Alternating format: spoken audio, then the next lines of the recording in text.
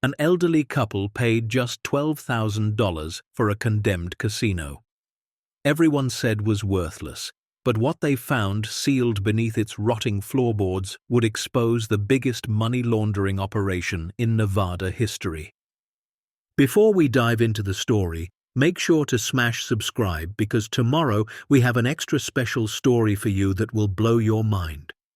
The sun hung low over the small Nevada town of Silver Pines, casting long shadows across the cracked asphalt and faded storefronts that lined Main Street. It was the kind of place people passed through on their way to somewhere better, somewhere brighter, somewhere that still had a pulse. Cherry sat at the kitchen table of their aging single-wide trailer, her reading glasses perched on the end of her nose, studying a stack of bills like they were a puzzle she couldn't quite solve. 73 years old, hands weathered from decades of waitressing, back bent from carrying trays heavier than her dreams. Across from her, Jiro poured coffee into a chipped mug, his movements slow and deliberate. At 76, his body remembered every beam he'd lifted, every foundation he'd poured during his 47 years as a construction foreman. His knuckles were swollen, his shoulders permanently curved forward, but his eyes still held something steady, something unbreakable. They'd been married for 51 years, met at a county fair in 1973 when Cherry was working the cotton candy stand and Jiro was building the stage for the live music. He'd asked her to dance during the break. She'd said yes, even though her feet were killing her. They'd been dancing ever since, through job losses and health scares, through raising their daughter Patricia in a 2-bedroom apartment that leaked when it rained, through the kind of quiet poverty that doesn't make headlines but grinds you down all the same. Now, in the autumn of their lives, they lived on Social Security checks that barely covered rent, utilities, and groceries. The trailer they called home sat on the eastern edge of Silver Pines, surrounded by dying sagebrush and a chain-link fence that sagged in 3 places. The roof leaked in the bathroom. The heater worked when it felt like it. The front steps wobbled every time you climbed them. But it was theirs, and Cherry had learned a long time ago that home wasn't about what you owned. It was about who you loved inside those walls. Still, the bills didn't care about love. Cherry set down the electric company notice and rubbed her temples. They were 2 months behind. Jiro watched her from across the table, saying nothing because there was nothing to say. They'd lived this scene 100 times before. Always one emergency away from disaster. Always one broken appliance from choosing between food and heat. Patricia, their daughter, had offered to help. She lived 3 hours away in Arizona with her husband Marcus and their 2 teenage boys. She worked part-time as a bookkeeper, stretched thin herself, but she'd send money when she could. Cherry always refused. She didn't want her daughter carrying the weight she'd carried her whole life. Some burdens you don't pass down. Jiro took a sip of his coffee and stared out the small kitchen window. The view wasn't much, just gravel and weeds and the distant silhouette of the old Silver Sands casino rising against the pale sky like a tombstone. It had been abandoned for 28 years, boarded up and condemned, a relic from a time when Silver Pines had dreams of becoming the next Las Vegas. Those dreams died in 1996 when the casino closed overnight under circumstances no one talked about. Some said the owner fled the country. Others whispered about mob connections, dirty money, federal raids that never quite happened. Mostly, people just avoided it. The building sat there rotting, a constant reminder of failure. Jiro had driven past it 1,000 times and never given it much thought. But this morning, something made him pause. Maybe it was desperation. Maybe it was the way the light hit the faded sign. Maybe it was just the stubborn refusal to give up that had kept him alive this long. He set his mug down. "Cherry," he said quietly. She looked up. "I saw something at the post office yesterday." She waited. "An auction notice," he continued, "for the old Silver Sands." Cherry frowned. "That condemned place?" Jiro nodded. They're selling it. Scheduled for demolition in 90 days. County wants it gone. Who'd buy that? Cherry asked. Someone looking for scrap, Jiro said. Copper wiring, brass fixtures, slot machines, even broken ones have parts worth selling. Cherry leaned back in her chair, studying him. You thinking what I think you're thinking? Jiro shrugged. We got 12,000 in savings. That's all we got, Jiro. I know, he said. But if we could buy it cheap, strip it, sell the materials, we might double our money, maybe more. Cherry was quiet for a long time. It was a gamble, a big one. But then again, their whole life had been a gamble. She reached across the table and took his hand. When's the auction? Friday, he said, 10 in the morning. Friday came fast. The auction was held in the county clerk's office, a cramped room that smelled like old paper and burnt coffee. Cherry and Jiro sat in folding chairs near the back, surrounded by a handful of other bidders, mostly developers and demolition contractors in clean boots and pressed shirts. Cherry wore her best dress, the blue one she saved for church. Jiro wore slacks and a button-up that was too tight around the collar. They held hands like teenagers. The auctioneer, a thin man with wire-rimmed glasses, droned through the property details. The Silver Sands Casino, built in 1982, approximately 42,000 square feet, condemned as of 2018 due to structural concerns and code violations, sold as is, no warranties, no inspections, bidding starts at $5,000. Silence. Cherry glanced around. No one raised a hand. 5,000, the auctioneer repeated. Do I hear 5? Still nothing. Jiro's heart started to race. 4,000. The auctioneer dropped the price. One hand went up, a contractor in the front row. 4,000 to bidder 3. Do I hear 5? Jiro raised his hand. 5,000 to bidder 7. The contractor turned around, sized Jiro up, then shook his head and stood to leave. Whispers rippled through the room. People were looking at Cherry and Jiro like they'd lost their minds. Going once, the auctioneer said. Going twice. Cherry squeezed Jiro's hand so hard her knuckles went white. Sold to bidder 7 for $5,000. They walked out of that office in a daze. Jiro had to go back in and sign paperwork, wire the money from their account, receive the deed. When it was done, they stood in the parking lot holding a single key on a rusted ring. Cherry stared at it. We just bought a casino, she whispered. Jiro nodded, his throat tight. We did. Are we crazy? Probably, he said. Then he smiled. But we've been crazy before. Patricia called that night, her voice sharp with concern. Mom, Marcus saw the auction notice online. Please tell me you didn't. Cherry hesitated. We did, sweetheart. Oh my God. Mom, that place is a death trap. It's been condemned for years. We know what we're doing, Cherry said, though she wasn't sure that was true. We're going to salvage what we can and sell it.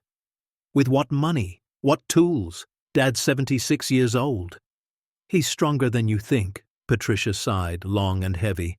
I love you both, but this is a mistake. Please be careful. We will, baby. We always are. The next morning, Cherry and Jiro drove out to the Silver Sands for the first time as owners. The building loomed larger up close, a sprawling Art Deco structure with boarded windows and a sign missing half its letters. The parking lot was a field of cracked asphalt, weeds sprouting through every gap. The main entrance was chained shut. Jiro pulled bolt cutters from the truck bed, the same ones he'd used on construction sites 30 years ago. The chain snapped with a metallic crack that echoed across the empty lot. He pushed the door open. The hinges screamed. Inside, the air was thick and stale, heavy with the smell of mold and decay. Dust hung in the shafts of light that leaked through broken boards. Cherry stepped in first, flashlight in hand, sweeping the beam across what had once been the main lobby. Shattered glass crunched under her shoes. The carpet was black with water damage and rot. The ceiling tiles had collapsed in places, exposing rusted pipes and tangled wiring. Slot machines sat in crooked rows, their screens smashed, their coin trays hanging open like mouths frozen mid-scream. It was worse than they'd imagined. Jiro walked slowly through the gaming floor, his flashlight catching glimpses of overturned chairs, broken poker tables, graffiti sprayed across the walls. Someone had written "Dead Money" in jagged red letters above the old cashier's cage. Cherry felt a chill run down her spine. "Jiro," she said quietly, "maybe Patricia's right. Maybe this was a mistake." He turned to her, his face shadowed but his voice calm. "We've been in worse places, Cherry. Remember that apartment in Reno with the roof caved in? We fixed that. We were 30 years younger." "We were," he agreed, "but we're still here." She looked at him for a long moment, then nodded. They spent the rest of the day exploring, taking notes, assessing what could be salvaged. The brass railings were tarnished but intact. The wiring would need to be carefully stripped. The slot machines, even broken, had circuit boards and metal housings that scrap yards would pay for. It wasn't a fortune, but it was something. By late afternoon, they'd made their way to the back offices, a maze of narrow hallways lined with abandoned desks and filing cabinets. Cherry opened one drawer and found payroll records from 1995. Names, social security numbers, wages. She flipped through them slowly, each page a snapshot of lives long moved on. Jiro found a framed photograph on the floor, cracked glass spiderwebbed across the image. It showed the casino on opening night, 1982, streamers and lights and crowds dressed in their finest. He wiped the dust off and stared at it. "This place was beautiful once," he murmured. Cherry came to stand beside him. Everything was beautiful once. They worked every day for a week, sorting, cataloging, slowly understanding the bones of the building. Jiro was right about one thing. The structure was solid. Concrete walls, steel beams, a foundation built to last. Whoever constructed it hadn't cut corners. Cherry started pulling up sections of the water-damaged carpet in the main gaming floor, rolling it up and hauling it outside. It was back-breaking work, her knees screaming, her shoulders burning. But she kept going, one section at a time. Jiro worked on disconnecting old light fixtures, carefully removing bulbs and copper wiring. They didn't talk much while they worked. Didn't need to. They'd spent 51 years learning each other's rhythms. On the 8th day, Cherry was on her hands and knees near the center of the floor, prying up a particularly stubborn section of carpet. The adhesive had fused to the concrete over decades, and she had to use a flathead screwdriver to chip away at it. Jiro was across the room, dismantling an old roulette table. Cherry's screwdriver slipped and punched through something beneath the carpet. She frowned. The sound was wrong. Not concrete. Hollow. She pulled the carpet back farther and shone her flashlight down. There was a seam in the floor, almost invisible, running in a perfect rectangle about 4 feet by 6 feet. Her breath caught. "Jiro," she called. He looked up. "Come here." He crossed the room and knelt beside her. She pointed at the seam. He ran his fingers along it, then knocked on the concrete. Hollow. "That's not supposed to be there," he said. They worked together, pulling up more carpet, exposing the entire outline. In one corner, barely visible, was a small recessed handle. Jiro gripped it and pulled. Nothing. He tried again, harder. The panel shifted, just slightly, releasing a puff of stale air. "Help me," he said. Cherry grabbed the edge. They pulled together, straining, and the panel lifted free, revealing a dark opening below. A staircase. Concrete steps descending into blackness. They stared at it in silence, flashlights trembling in their hands. "What the hell is this?" Cherry whispered. Jiro didn't answer. He just aimed his flashlight down the stairs. The beam didn't reach the bottom. Cherry felt her heart hammering against her ribs. "Should we go down?" Jiro looked at her. "We own this place. If there's something down there, we need to know." She nodded, mouth dry. Jiro went first, testing each step carefully. Cherry followed close behind, one hand on his shoulder. The air grew colder as they descended. The walls were smooth concrete, untouched by graffiti or decay. This wasn't part of the original casino. This was something else. At the bottom, they found themselves in a narrow hallway lit only by their flashlights. At the end of the hallway stood a heavy steel door. Jiro approached it slowly. The door had no handle, just a combination lock mounted on the front. Old-fashioned, mechanical, the kind you'd see on a safe from the 1980s. Cherry's hands were shaking. Why would someone hide a locked room under a casino floor? Jiro shook his head. I don't know. They tried the lock. 0, 0, 0, 0. Nothing. 1, 2, 3, 4. Nothing. Jiro stepped back, frustrated. We'd need the combination.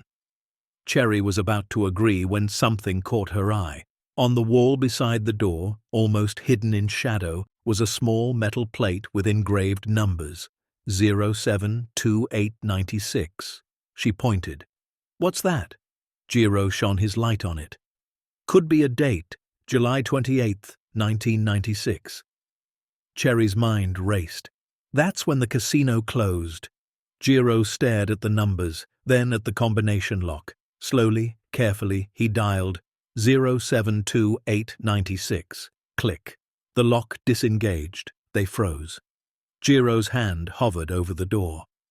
Cherry, he said quietly. Whatever's in here, we need to be smart about it. I know, she whispered. He pulled the door open.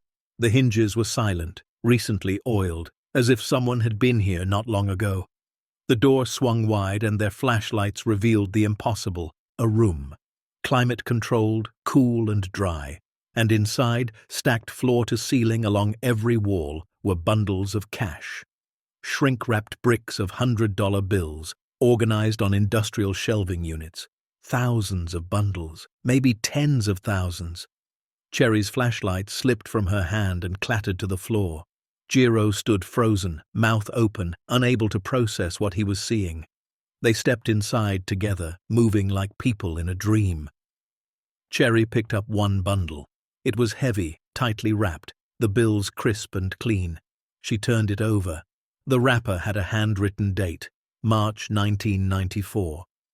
Jiro moved to a shelf on the opposite wall and found ledgers. Black leather-bound books, dozens of them stacked neatly. He opened one at random. Inside were columns of numbers, names, dates, transactions, all handwritten in meticulous script. He flipped pages, his eyes scanning faster and faster. Amounts in the hundreds of thousands. Names he didn't recognize. Some he did. His blood ran cold. Cherry was standing in the center of the room now, turning in a slow circle, trying to comprehend the scale of what they'd found. How much do you think is here? She asked, her voice barely above a whisper. Jiro set the ledger down carefully. I don't know. Millions, maybe more. Why would someone leave this here? They didn't leave it, Jiro said. They hid it. Cherry's hands were trembling. We need to get out of here. We need to think. Jiro nodded. They backed out of the room slowly, as if sudden movement might trigger something. Jiro closed the steel door. The lock clicked back into place. They climbed the stairs in silence, replaced the floor panel, and walked out of the casino into the fading afternoon light. The drive home was a blur. Neither of them spoke. When they pulled into the driveway of their trailer, Cherry finally broke the silence. What do we do? Jiro gripped the steering wheel, his knuckles white. I don't know. We can't just keep it. That money, Jiro, it's not ours. I know. But if we tell someone, what happens to us? What if they think we're involved? Jiro exhaled slowly. I don't know, Cherry. I really don't know. They sat in the truck for a long time, the engine ticking as it cooled, the weight of the discovery pressing down on them like a 1,000-pound stone. Finally, Cherry reached over and took his hand. We'll figure it out, she said. Together. Jiro nodded, but his mind was already spinning with fear, with questions. with the terrible knowledge that their lives had just changed in ways they couldn't begin to understand. That night, they barely slept. Cherry lay awake staring at the ceiling, her thoughts racing. Who had hidden that money? Why hadn't anyone come back for it? And what would happen when the wrong people found out she and Jiro had discovered it? Beside her, Jiro was equally restless. He kept seeing those ledgers, those names, those dates. He'd worked construction long enough to know when something wasn't right, and this was something far beyond wrong.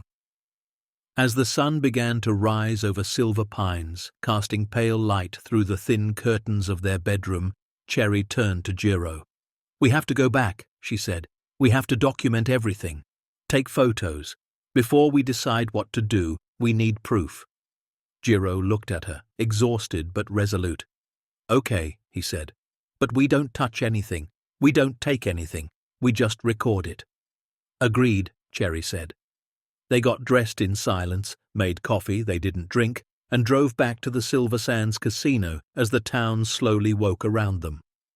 The building looked different in the morning light, less menacing, more sad, just a forgotten place holding forgotten secrets. They descended the stairs again, this time with a camera Cherry had borrowed from Patricia years ago. Jiro opened the vault. The money was still there, untouched, waiting. Cherry began photographing everything, every shelf, every bundle, every ledger. Jiro opened the books again, this time reading more carefully. The names jumped out at him. Ronald Pierce, former Nevada state senator. Judge Catherine Morrison, names he'd seen in the newspaper over the years. People with power, people with influence, and woven through the ledgers were references to shipments, deliveries, transfers. The language was coded, but the meaning was clear. This wasn't just hidden money. This was evidence. Evidence of something big, something dangerous, something that powerful people had buried and hoped would never surface. Cherry finished photographing the cash and moved to the ledgers. She shot page after page, her hands steadier now, her mind sharpening with purpose. When they were done, they had over 300 photos. Jiro locked the vault again. They climbed the stairs, sealed the floor panel, and left the casino. In the truck, Cherry turned to Jiro. "We can't do this alone," she said. "We need help." "Who do we trust?" Jiro asked. Cherry thought for a moment. "Patricia. She's smart. She'll know what to do."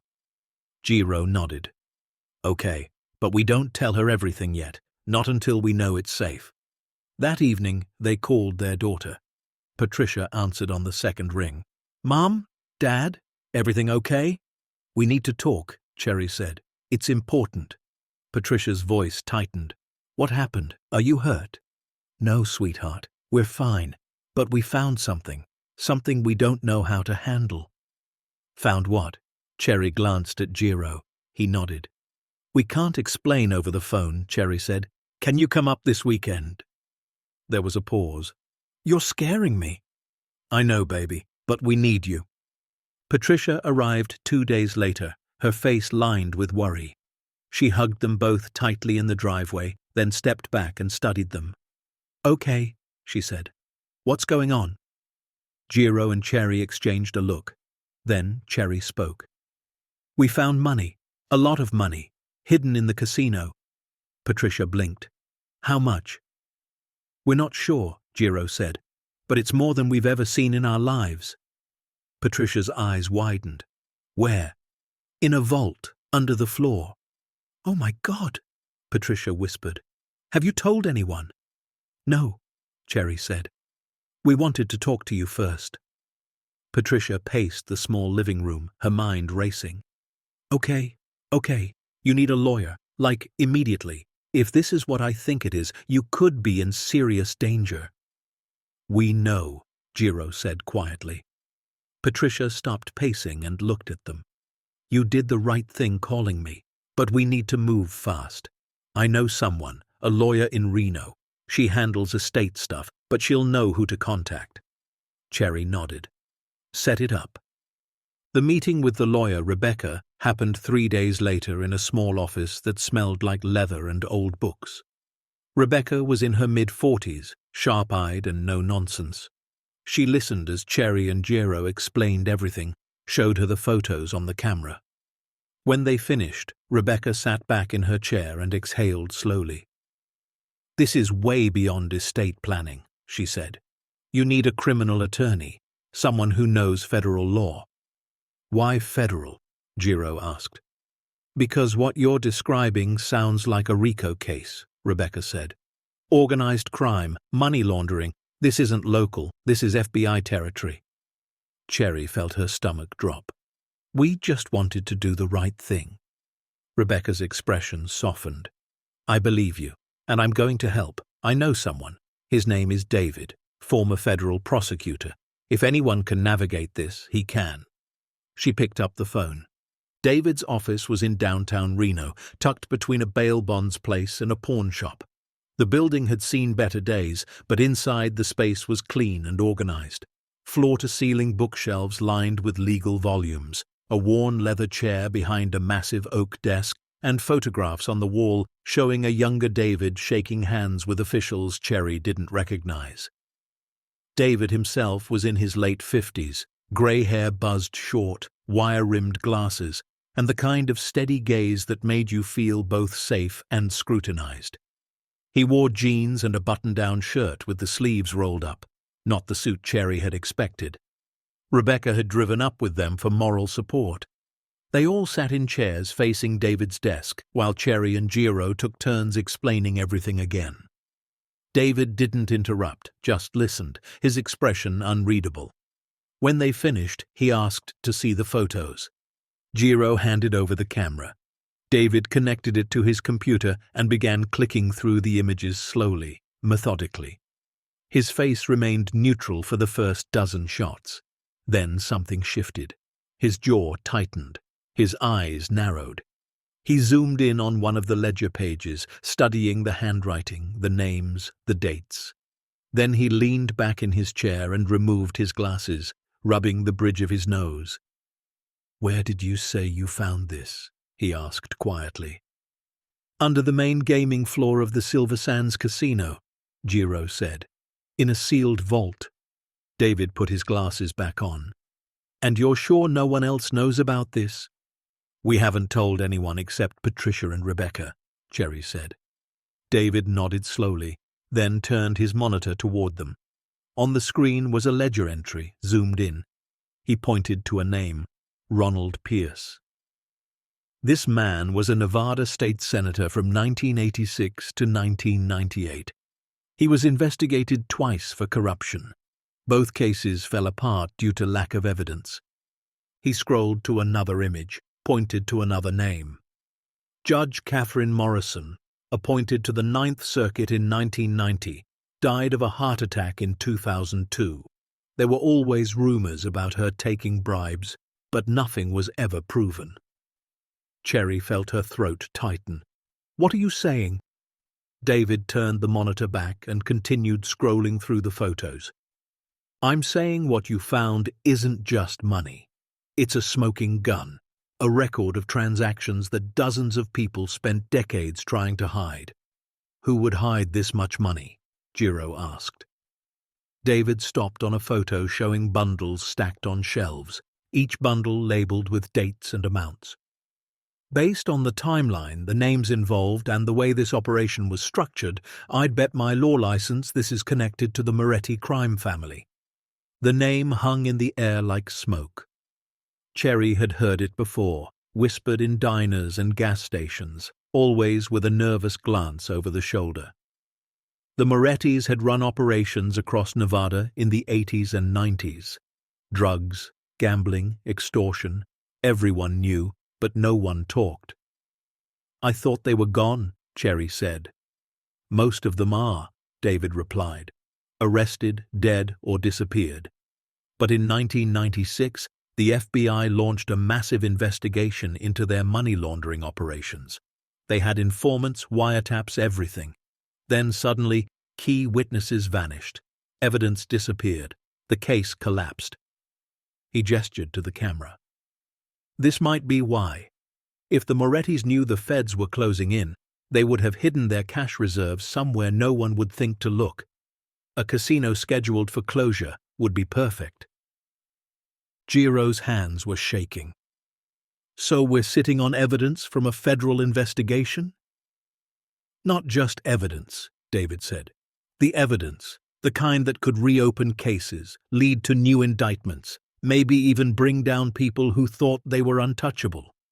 Cherry stood up abruptly, her legs unsteady. We're just two old people trying to survive. We bought that building to salvage scrap metal. We didn't ask for any of this. David's expression softened. I know, and I'm sorry you're in this position. But you have two choices now. You can walk away, pretend you never saw it, and hope no one ever finds out. Or you can come forward, cooperate with authorities, and do the right thing. And if we come forward? Jiro asked. David hesitated. You'll be protected. Witness protection if necessary. But you'll also be targets. People who buried this secret won't be happy it's been uncovered. Cherry sank back into her chair. Her whole body felt heavy. Patricia reached over and squeezed her hand.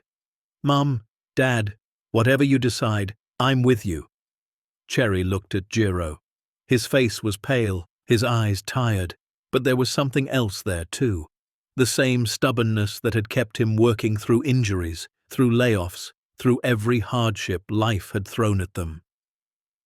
We do the right thing, Jiro said quietly. We didn't come this far to start lying now. Cherry nodded. Then we come forward.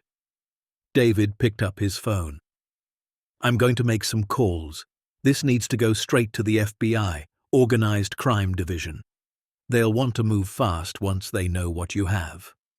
How fast? Cherry asked. Maybe 48 hours, David said. I'll set up a meeting. In the meantime, do not go back to that casino. Do not tell anyone else. And if anyone approaches you asking questions, do not engage. Call me immediately. They left David's office in a daze. The drive back to Silver Pines took 2 hours, but it felt like 10 minutes. Cherry stared out the window, watching the desert blur past, her mind racing with questions she couldn't answer. Patricia followed them in her own car, refusing to leave until she knew they were safe. Back at the trailer, they sat around the small kitchen table drinking coffee that had gone cold. What happens now? Patricia asked. We wait, Jiro said. David said he'd call tomorrow. Patricia shook her head. I don't like this. I don't like you two being here alone. We'll be fine, sweetheart, Cherry said, though she didn't believe it herself. No, you won't, Patricia insisted. What if someone's been watching the casino? What if they know you've been going in and out?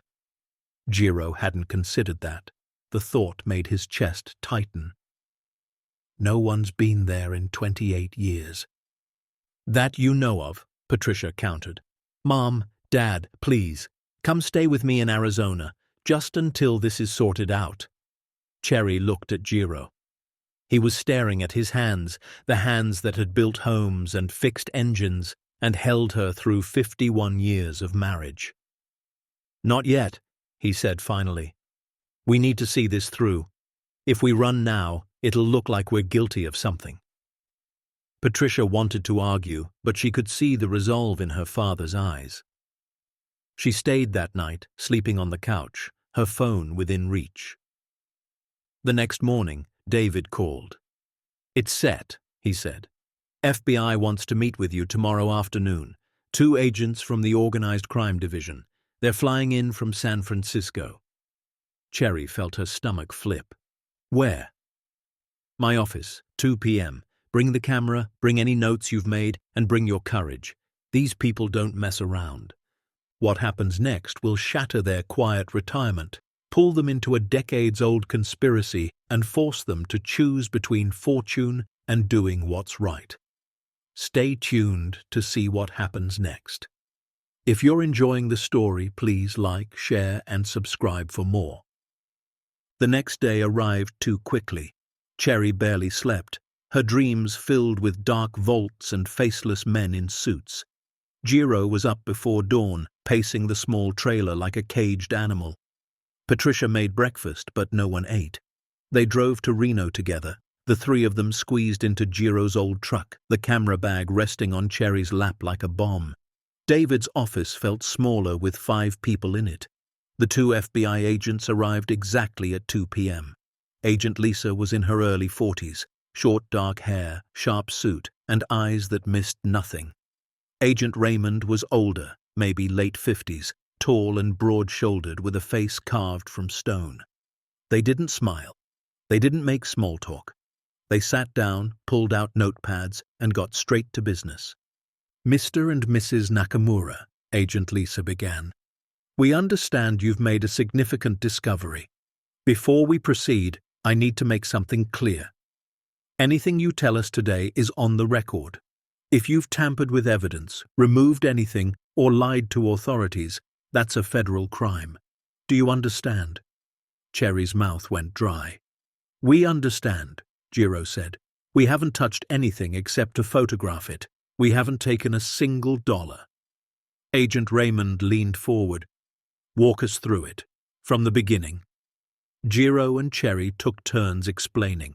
The auction, the purchase, the weeks of salvage work, the hidden panel, the staircase, the vault. Agent Lisa took notes in neat, precise handwriting. Agent Raymond just stared at them, his expression unreadable. When they finished, Agent Lisa said, "And you're certain the vault is still sealed?" "Yes," Cherry said. "We locked it after we photographed everything." "Show us the photos." Jiro handed over the camera. Agent Lisa plugged it into her laptop. Both agents leaned in, scrolling through image after image. Cherry watched their faces. Agent Raymond's jaw tightened. Agent Lisa's eyes widened almost imperceptibly. They exchanged a look, the kind of wordless communication that comes from years of working together. "Jesus Christ," Agent Raymond muttered. Agent Lisa shot him a look, but didn't disagree. She turned back to Cherry and Jiro. "Do you have any idea how much money is in that vault?" "No," Jiro admitted. Agent Lisa zoomed in on a photo showing stacks of bundled bills, each bundle clearly labeled. She did some quick mental math. "Based on what I'm seeing here and accounting for the volume, we're looking at somewhere between $250 million and $350 million. The room went silent. Patricia gasped. Cherry felt like the floor had dropped out from under her. "That can't be right," she whispered. "It is," Agent Lisa said. "And that's just the cash. The ledgers you photographed are worth even more.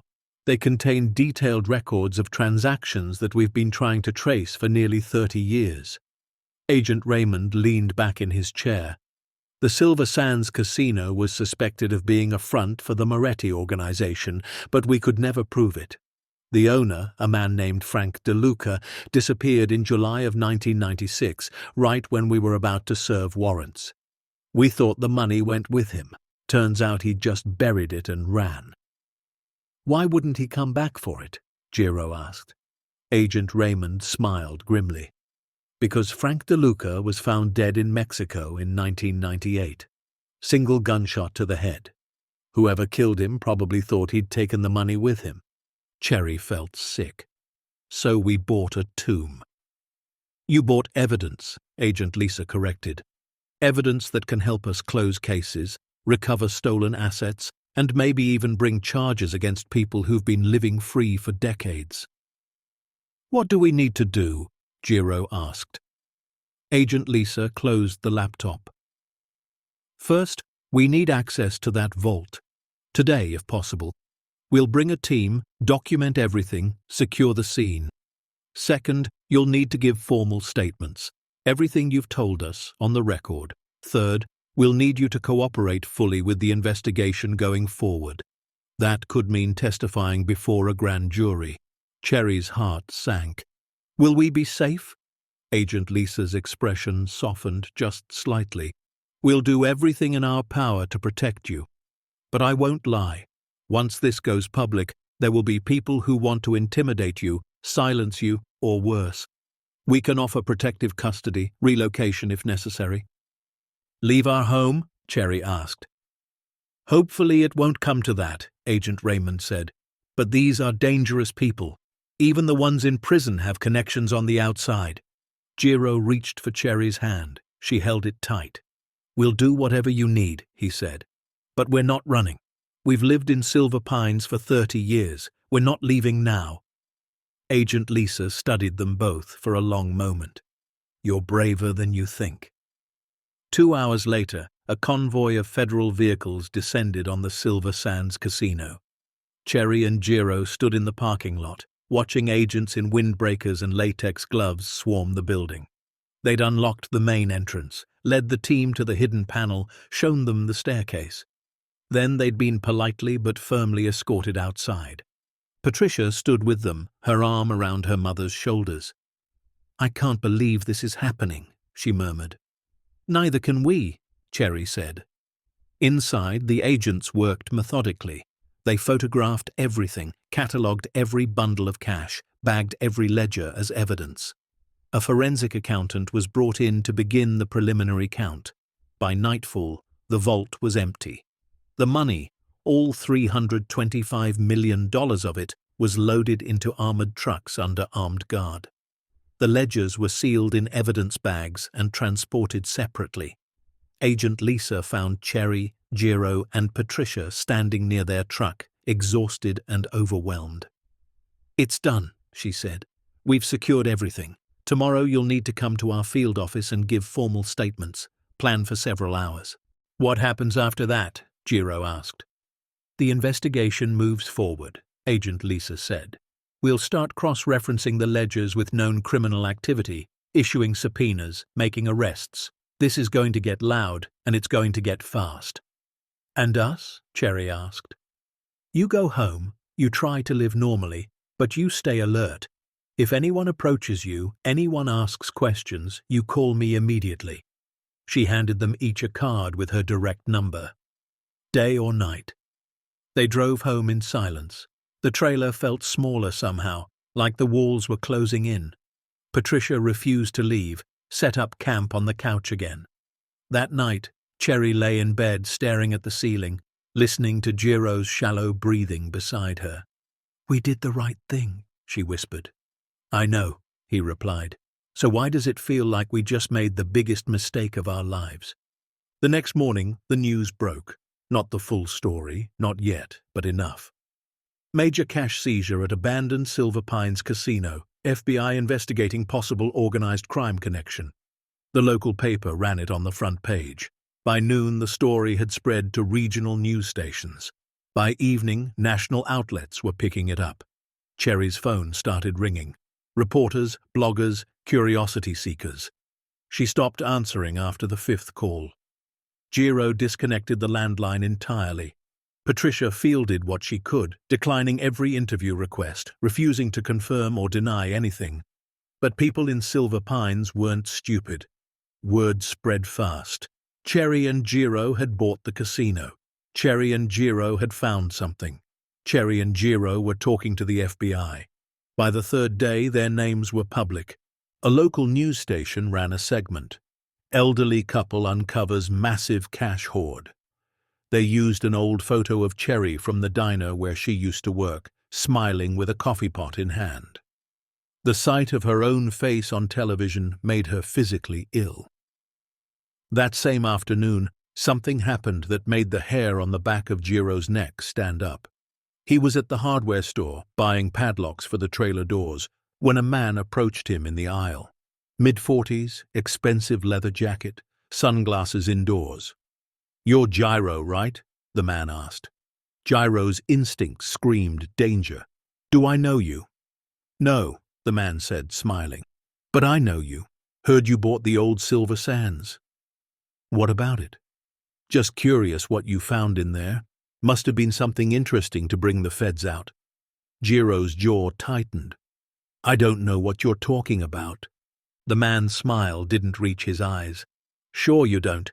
Well, if you ever want to talk about it, I'm around. He handed Jiro a business card. No name, just a phone number. Then he walked away. Jiro's hands were shaking as he paid for the locks. He drove home faster than he should have, his mind racing. Inside the trailer, he found Cherry at the kitchen table. He told her what happened, showed her the card. Her face went pale. "We need to call Agent Lisa." "I know," Agent Lisa answered on the second ring. Jiro explained. There was a pause on her end. "Describe him." Jiro did his best. "Okay," Agent Lisa said. "That was a warning. They're letting you know they're watching. Do not engage if he approaches again, and I'm sending a patrol car to your street. They'll do regular drive-bys." "Is that enough?" Cherry asked, her voice shaking. "For now," Agent Lisa said. "But Mrs. Nakamura, Mr. Nakamura, I need you both to understand. This is real. These people are real. If you feel unsafe at any moment, you call 911 first, then you call me." That night, Cherry couldn't sleep at all. She kept hearing footsteps outside, seeing shadows move past the windows. Jiro checked the locks 3 times. They kept the lights on. The next morning, Cherry's phone rang from an unknown number. She almost didn't answer, but something made her pick up. "Hello?" Silence. Just breathing. "Hello?" Cherry repeated, her voice sharper now. More breathing, then a click. The line went dead. Her hands started shaking. Jiro saw her face and knew immediately. What happened? Someone called, didn't say anything, just breathed and hung up. Jiro's blood ran cold. He grabbed the phone and called Agent Lisa again. She didn't sound surprised. "It's intimidation. They're trying to scare you into staying quiet." "It's working," Cherry said, her voice cracking. "I know," Agent Lisa said gently. "And I'm sorry, but the best thing you can do is stay strong. We're making progress. The ledgers you found are already leading to warrants. We've identified 12 individuals with active connections to the original organization. Arrests are coming." "How long until this is over?" Jiro asked. "Months," Agent Lisa admitted. "Maybe longer. But you're doing the right thing. I need you to remember that." Patricia had heard enough. After the call ended, she confronted her parents. "That's it. You're coming to Arizona, today. Pack a bag. We're leaving in an hour." "No," Cherry said. Patricia stared at her. "Mom, someone just called and threatened you." "They breathed on the phone," Cherry corrected. "That's not a threat. That's a coward trying to scare an old woman." "And it worked. You're terrified." "Of course I am," Cherry snapped. "But I'm not running. We've lived our whole lives doing the right thing, even when it hurt. I'm not stopping now." Jiro stood beside her. "Your mother's right. We see this through." Patricia looked between them, her eyes filling with tears. "You're the most stubborn people I've ever met." Cherry smiled sadly. "We learned from the best." But that night, things escalated. Cherry and Jiro were watching television, trying to distract themselves, when they heard a sound outside. Glass breaking. Jiro jumped up, heart pounding. He looked out the front window. Their truck. The windshield was shattered, a brick lying on the dashboard. Cherry gasped behind him. Jiro grabbed the phone and dialed 911. "Someone just vandalized our vehicle. We're witnesses in a federal case. Send someone now." Police arrived within minutes, lights flashing, sirens silent. They took photos, filed a report, found no one. The officer in charge pulled Jiro aside. "Agent Lisa called us, told us to keep an eye on you two. We'll have a unit parked on your street tonight." "Just tonight?" Jiro asked. "Every night until this blows over." But it wasn't blowing over. 2 days later, Cherry was at the grocery store when she noticed someone following her. A woman, early 30s, pretending to shop but always staying 2 aisles away. Cherry tested it. Moved to produce. The woman followed. Moved to dairy. The woman followed. Cherry's heart started racing. She abandoned her cart and walked quickly to the front. The woman followed all the way to the parking lot. Cherry got in her car, locked the doors, and called Jiro. "Someone just followed me through the store."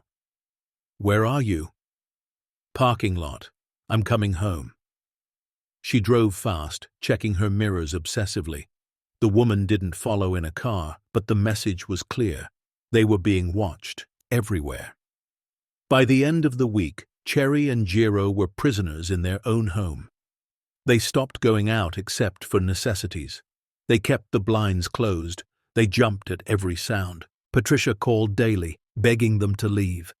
David checked in regularly. Agent Lisa provided updates when she could, but the stress was crushing them. One night, Cherry sat at the kitchen table crying.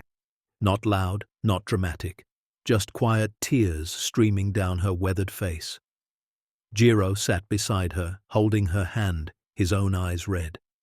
"I'm sorry," he whispered. "For what?" "For getting us into this." Cherry shook her head. "You didn't get us into anything. We found something that needed to be found. We're doing what's right." "But it's killing us." "No," Cherry said firmly. "It's testing us, and we're not failing." She wiped her eyes, sat up straighter. "We've survived worse. We survived poverty, layoffs, sickness. We'll survive this too." Jiro looked at his wife, this woman he'd loved for 51 years, and saw the steel underneath the softness, the strength that had carried them through decades of hardship. She was right. They weren't victims. They were survivors, and they weren't done fighting. The next morning, Agent Lisa called with news. "We're making arrests tomorrow. 3 individuals connected to the original organization. Once they're in custody, the immediate threat to you should decrease." "Should," Jiro repeated. "There are always risks," Agent Lisa said honestly. "But the people with the most to lose will be behind bars. The rest will likely back off once they see we're serious." Cherry closed her eyes. "What do you need from us?" "Just what you're already doing. Stay safe, stay strong, and trust the process." "We will," Cherry said. But even as she spoke the words, she knew their lives would never be the same. They'd bought a condemned casino for $12,000, hoping to salvage scrap. Instead, they'd uncovered $325 million and a conspiracy that reached back 30 years. They'd done the right thing. But the right thing, Cherry was learning, came with a cost she hadn't anticipated. That night, lying in bed listening to the silence, Cherry reached for Jiro's hand in the darkness. "Are you awake?" she whispered. "Yes." "Do you regret it?" He was quiet for a long moment. Then, "No, I'm scared. I'm tired. But I don't regret it." "Me neither," Cherry said, and for the first time in weeks, she fell asleep believing it. The arrests happened at dawn on a Tuesday morning. Cherry and Jiro learned about it from Agent Lisa, who called them at 6:30 a.m. Her voice was clipped, professional, but Cherry could hear the satisfaction underneath. 3 individuals in custody: Ronald Pierce Jr., son of the late senator; Marcus DeLuca, nephew of Frank DeLuca who owned the casino; and Diane Morrison, daughter of Judge Catherine Morrison. Cherry gripped the phone tighter. "The children?" "The children who inherited their parents' criminal enterprises," Agent Lisa corrected. "These aren't innocent people, Mrs. Nakamura. They've been using the connections and money from the original operation for decades. Marcus DeLuca in particular has been running a real estate laundering scheme that we've been tracking for 5 years." Jiro leaned close, listening. "What happens now?" "They'll be arraigned this afternoon. Bail will be set high. We're charging them with conspiracy, money laundering, and obstruction of justice. The evidence from your vault is central to the case." Cherry felt a strange mix of relief and dread. "Does this mean we're safe now?" Agent Lisa hesitated. "Safer, but not completely safe. These 3 had associates, people who benefited from the original operation. Some of those people are still out there." "So we still need protection?" "Yes, for now." After the call ended, Cherry and Jiro sat in the quiet kitchen, watching the sun rise through the thin curtains. The coffee maker burbled. Somewhere down the street, a dog barked. Normal sounds, normal morning. but nothing felt normal anymore. By noon, the story had exploded. Every major news outlet was running it. Massive arrests in decades-old money laundering conspiracy. Elderly couple's discovery leads to breakthrough. The headlines were everywhere. Cherry's phone started ringing non-stop. Jiro turned off the ringer. Patricia called from Arizona, her voice tight with worry. "Mom, it's all over the news. They're showing pictures of the casino, talking about the vault. It's only a matter of time before they say your names." "They already have," Cherry said quietly. "What?" "Local news ran it yesterday. We're public now." Patricia was silent for a moment. Then, "I'm coming up. I'm leaving in an hour." "Sweetheart, you don't have to." "Yes, I do. You're my parents. I'm coming." Cherry didn't argue. The truth was, she wanted her daughter there. Wanted someone close who understood, who cared, who wouldn't judge them for the impossible position they were in. That afternoon, a news van pulled up outside their trailer. Cherry saw it through the window and felt her stomach drop. "Jiro!" she called. He came to the window, saw the van, and immediately closed all the blinds. A knock came at the door, firm, insistent. Jiro didn't answer. Another knock. "Mr. and Mrs. Nakamura, I'm with Channel 8 News. We'd love to talk to you about your incredible discovery." Jiro stood frozen behind the door. Cherry came to stand beside him, her hand on his arm. "We just want to hear your story," the reporter called through the door. "How it felt to find that much money. What you plan to do next." Jiro's jaw tightened. "We're not interested," he called back. "Please leave our property." There was a pause. Then, "We're on the public sidewalk, sir. We have a right to be here." Cherry pulled Jiro away from the door. "Don't engage. Let them stand there." They did stand there, for 3 hours. The reporter and a cameraman, waiting, hoping Cherry and Jiro would crack and come outside. Neighbors walked by, staring, whispering. Some took pictures with their phones. By evening, the news van was still there. Jiro called the police. An officer arrived, talked to the reporter, explained they couldn't harass residents. The van finally left, but the damage was done. By the next morning, Cherry and Jiro's home address was circulating online. Someone had posted it on social media along with photos of their trailer, their truck with the shattered windshield, everything. Patricia arrived that evening, her face pale with exhaustion and fury. She'd driven 6 hours straight. She hugged her parents so hard Cherry's ribs ached. "This is insane," Patricia said, looking around at the closed blinds, the locked doors, the haunted expressions on her parents' faces. "You can't live like this." "We don't have a choice," Jiro said. "Yes, you do. Come home with me. Stay as long as you need to." Cherry shook her head. "We can't just abandon our home." "Why not? Mom, look at yourselves. You're prisoners here." "We're witnesses," Cherry corrected, "and we have a responsibility." Patricia looked like she wanted to scream. Instead, she took a deep breath and said, "Then I'm staying, at least until things calm down." They set up a rotation. Patricia slept on the couch, kept watch during the day when Cherry and Jiro needed to rest. She screened phone calls, dealt with reporters who showed up unannounced, and coordinated with Agent Lisa. 3 days later, Cherry and Jiro were summoned to testify before a grand jury. David, their attorney, prepared them extensively. He explained the process, the questions they'd face, the importance of staying calm and truthful. "Grand juries are different from trials," he said. "There's no defense attorney present, just prosecutors asking questions. Your job is to answer honestly and completely." "What if we mess up?" Cherry asked. "You won't," David assured her. "Just tell them what happened, step by step, exactly as it occurred." The grand jury room was intimidating. 23 people sitting in tiered rows, all watching Cherry and Jiro with intense focus. The prosecutor, a woman named Catherine with steel-grey hair and a voice like cold water, guided them through their testimony. Cherry went first. She described buying the casino, the weeks of salvage work, the moment Jiro's crowbar broke through the floor panel.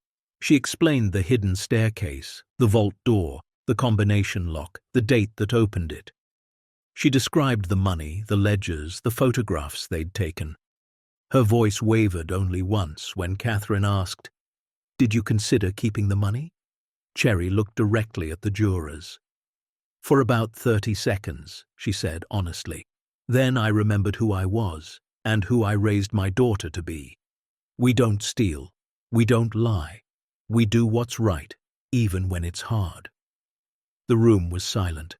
Catherine nodded. "Thank you, Mrs. Nakamura." Jiro's testimony was shorter but equally powerful. He walked the jury through his construction background, explaining how he'd recognized the floor panel was intentionally hidden, not just damaged. He described the vault's climate control system, the professional organization of the cash, the meticulous record-keeping in the ledgers. "Whoever hid this money," Jiro said, "planned to come back for it. They weren't amateurs. They were professionals who knew exactly what they were doing." When they finished, the jury foreman thanked them. Outside the courthouse, reporters swarmed, cameras flashed, microphones were shoved in their faces. Questions came from every direction. "How does it feel to be heroes? Are you getting a reward? Were you scared?" David pushed through the crowd, one hand on Cherry's back, the other on Jiro's shoulder, guiding them to a waiting car. They climbed in, and the doors locked. Inside, Cherry started shaking. Not from fear, but from the release of tension she'd been holding for hours. Jiro put his arm around her. "It's done," he whispered. "We did it." But it wasn't done. Not even close. That night, someone spray-painted their trailer. Bright red letters across the white siding. "Snitch." Cherry saw it first, stepping outside to get the mail. She froze on the front steps, staring at the ugly word dripping down the side of their home. Jiro came out behind her, saw it, and felt something break inside him. He'd built houses. He'd repaired buildings. He'd spent his whole life creating things, fixing things, making things better. And now someone had defaced the only home he had left. Patricia came running out, saw the paint, and immediately called the police. They arrived within minutes, took photos, filed another report. The officer in charge was the same one who'd responded to the broken windshield. He looked at Jiro with something close to pity. "Mr. Nakamura, I know Agent Lisa has offered you protective custody. Maybe it's time to consider it." Jiro stared at the word on his home. "Maybe it is." Cherry turned to look at him, surprised. He'd been so resistant before, so determined to stay, but she could see the exhaustion in his eyes, the weight of constant fear finally crushing something vital inside him. "Okay," she said quietly. "Okay, we'll go." Patricia nearly wept with relief. That night they packed. Not everything, just essentials. Clothes, medications, a few photographs. Cherry packed the camera with all the evidence photos, even though the FBI had copies. She didn't know why. It just felt important. They left before dawn, while the street was still dark and quiet. Patricia drove. Cherry and Jiro sat in the back seat, watching their trailer disappear in the side mirror. "We'll come back," Jiro said, but his voice lacked conviction. Cherry didn't respond. She just held his hand and watched Nevada turn into Arizona as the sun came up. Patricia's home was in a suburb of Phoenix, a modest 3-bedroom house with a small yard and neighbors who minded their own business. She and Marcus had the master bedroom. Their 2 teenage sons shared a room. Cherry and Jiro took the guest room, which still had boxes stacked in one corner and Patricia's old college textbooks on the shelves. It felt temporary. It felt wrong, but it was safe.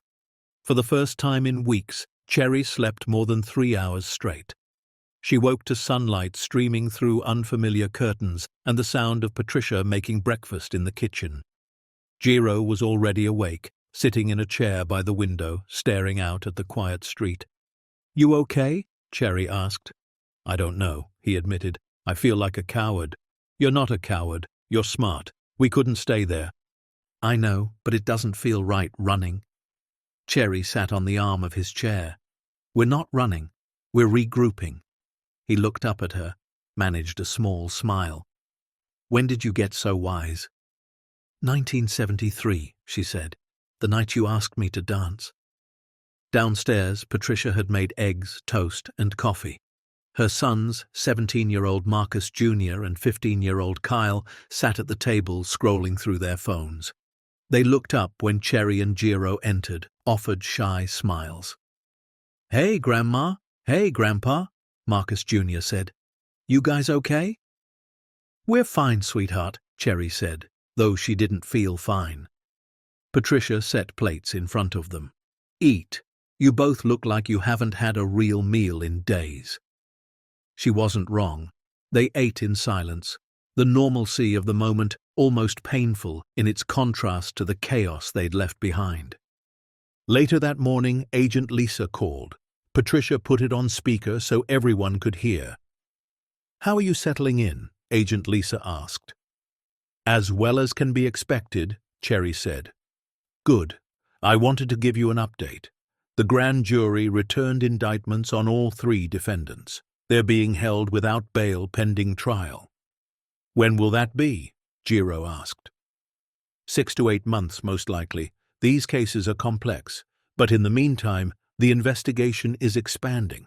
We've identified connections to operations in California, Oregon, and Utah. The ledgers you found are opening doors we didn't even know existed." Cherry felt a strange sense of pride mixed with dread. "So this is going to take a while." "Yes," Agent Lisa said. "But I want you to know what you did matters. You exposed something that's been hidden for 30 years. You gave victims a chance at justice. That's not nothing." After the call, Cherry sat on Patricia's couch, feeling hollowed out. She'd spent her whole life being invisible, working jobs no one noticed, raising a daughter no one cared about, growing old in a town that forgot she existed. Now, suddenly, everyone knew her name. Everyone had an opinion about her choices, and she hated it. Jiro found her there an hour later, staring at nothing. He sat beside her, took her hand. "Talk to me."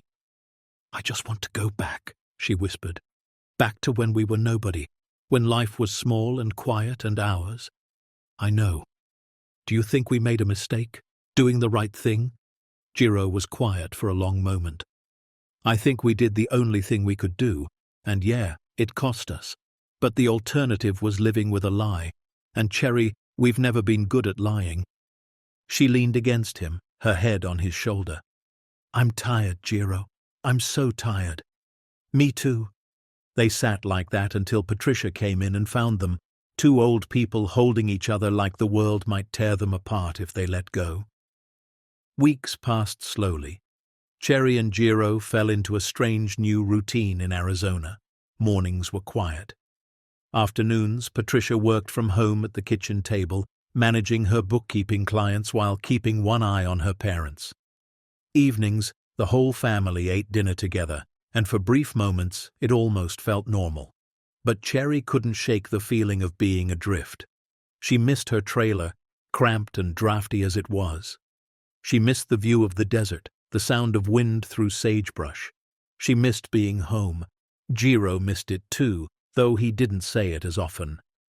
He spent hours watching news coverage of the case, following every development like a man tracking a storm. Then one afternoon, Agent Lisa called with news that changed everything. "Mr. and Mrs. Nakamura," she began, her tone different, almost excited. "I'm calling with information from the Asset Forfeiture Division of the Department of Justice." Cherry's stomach tightened. "Okay. The $325 million you discovered has been officially classified as proceeds of criminal activity. Under federal law, that money will be divided between victims of the original crimes, law enforcement agencies, and—" she paused. and whistleblowers who provided essential evidence leading to its recovery. Jiro's hand started shaking. What does that mean? It means you're entitled to a percentage. Typically, in cases like this, whistleblowers receive between 10 and 25% of recovered assets. Cherry felt the room tilt. How much is that? At the low end, $32.5 million. At the high end, $81.25 million. Silence. Total, absolute silence.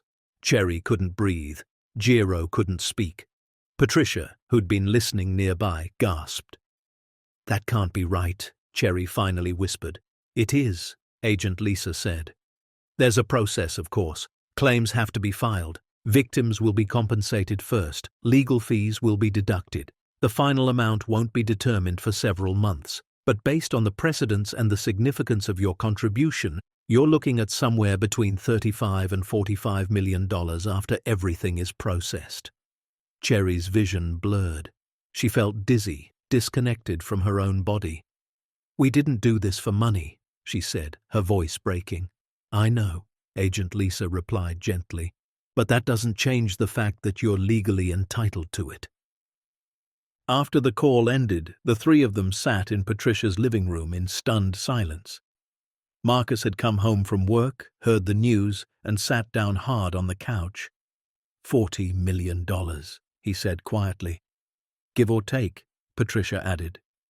Cherry stood up abruptly, walked to the window, stared out at the manicured lawn and identical houses lining the street. This doesn't feel real. It's real, Mum, Patricia said. What are you going to do? Cherry turned around. I don't know. I can't even process this. Jiro was sitting with his head in his hands, shoulders shaking. For a terrible moment, Cherry thought he was crying. Then she realized he was laughing, a raw, disbelieving sound. We bought a casino for $12,000 to salvage scrap metal, he said, and we're going to end up with $40 million. It's not funny, Cherry said, but she could feel hysteria building in her own chest. It's absurd, Jiro countered. It's completely absurd. Patricia moved to her mother's side. Mom, this is good news. This means you won't have to worry about money ever again. You can buy a real house, get proper health care, travel, anything you want. I don't want anything, Cherry said. I just want my life back. But even as she said it, she knew that life was gone. The moment they'd opened that vault, everything had changed. There was no going back. That night, Cherry couldn't sleep. She lay in the unfamiliar guest room staring at the ceiling, her mind racing. $40 million. The number was incomprehensible. She'd spent her whole life worrying about money. Stretching paychecks, clipping coupons, choosing between medications because they couldn't afford both. And now, suddenly, more money than she could imagine. It felt wrong. It felt like someone else's story. Beside her, Jiro was equally restless. Are you awake? He whispered. Yes. What are we going to do with it? Cherry turned to look at him in the darkness. I don't know. What do people do with that kind of money? I think most people waste it, Jiro said. Buy things they don't need. Lose themselves. We're not going to do that. No, he agreed. We're not. They lay in silence for a moment. Then Cherry said, Patricia's mortgage. We pay it off first, and the boys' college. Yes, Jiro said immediately. And we set up something for other people. People like us who are struggling. A foundation? Maybe. Or just direct help. There are families in Silver Pines who can't afford groceries, can't pay their heating bills. We could help them. Cherry felt something loosen in her chest. Purpose. That's what had been missing. The money felt like a burden, a responsibility she didn't want. But if they could use it to help people, if they could turn this impossible situation into something good, maybe it would make sense. Okay, she said. We help people. Lots of people, Jiro added. Cherry smiled in the darkness. Lots of people. The next morning, Patricia made coffee and sat them down at the kitchen table. She had her laptop open, a legal pad covered in notes.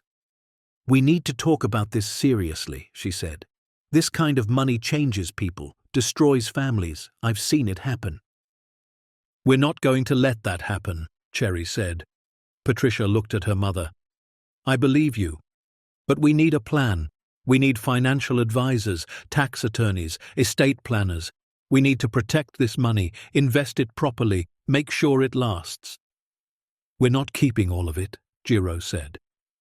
Patricia blinked. "What?" "We're giving most of it away," Cherry explained, "to people who need it." Patricia stared at them. "You're serious?" "Completely," Jiro said. Marcus, sitting at the other end of the table, spoke up. "Can I say something?" Everyone looked at him. "That's the most beautiful thing I've ever heard." Patricia's eyes filled with tears. She reached across the table and took both her parents' hands. "You're remarkable. You know that." "We're just trying to do right," Cherry said. "We've had help our whole lives. People who gave us jobs when we needed them, neighbors who loaned us tools, friends who brought groceries when things were tight. It's our turn to give back." Over the following weeks, they worked with David to set up the proper structures. A trust was established, ironclad and transparent. Financial advisors were vetted and hired. Tax attorneys prepared for the eventual windfall.